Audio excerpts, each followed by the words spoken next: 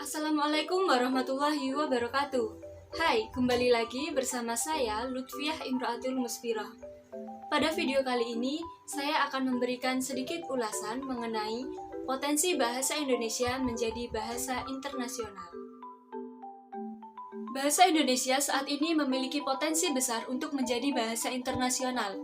Berdasarkan data Kementerian Luar Negeri pada 2012, bahasa Indonesia memiliki penutur asli terbesar kelima di dunia, yaitu sebanyak 4.463.950 orang tersebar di luar negeri. Menurut Kementerian Luar Negeri Republik Indonesia juga, pada Diplomasi nomor 106 tahun 10, ada setidaknya 52 negara asing yang membuka program studi bahasa Indonesia, di antaranya Inggris, Amerika Serikat, Vietnam, Maroko, Jepang, dan Korea Selatan. Bahkan, bahasa Indonesia telah ditetapkan sebagai bahasa resmi kedua di Vietnam dan menjadi bahasa terpopuler keempat di Australia.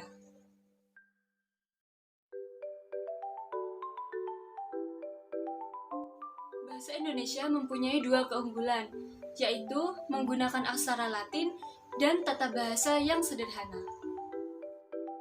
Dari segi pembelajaran bahasa, jika seseorang mampu menguasai bahasa Inggris, maka dia juga akan langsung dapat membaca tulisan bahasa Indonesia. Selain itu, tata bahasa Indonesia terasa sangat mudah, karena tidak mengenal jenis kelamin, jumlah, kasus, waktu, dan tingkatan tutur.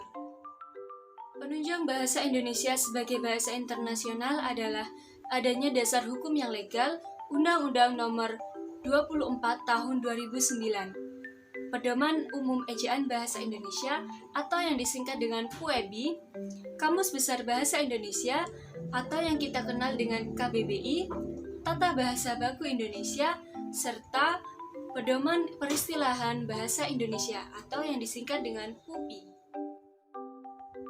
Jadi, upaya internasionalisasi bahasa Indonesia sudah seharusnya direalisasikan, menimbang bahwa bahasa Indonesia sudah memenuhi syarat yang memadai, seperti jumlah penutur yang telah tercukupi, bahkan terbanyak jika dibandingkan dengan negara ASEAN lainnya, tata bahasa yang sederhana, serta dapat digunakan oleh penutur dari negara lain.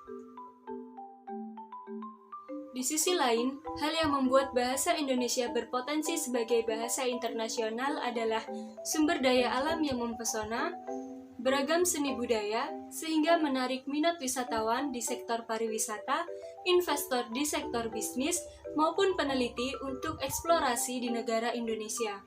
Sehingga, hal dasar yang harus dilakukan masyarakat asing tadi adalah mempelajari dan menguasai bahasa Indonesia.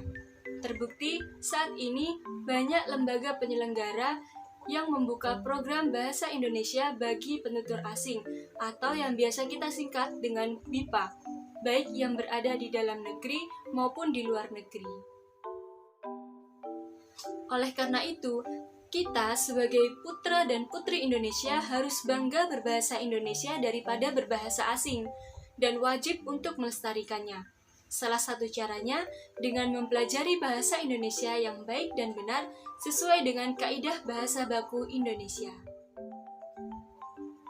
Nah, itu tadi sedikit ulasan yang bisa saya sampaikan. Semoga ini dapat menambah wawasan teman-teman bahwa bahasa Indonesia sangat berpotensi untuk menjadi bahasa internasional dan menambah rasa cinta kita untuk berbahasa Indonesia. Sekian, wassalamualaikum warahmatullahi wabarakatuh.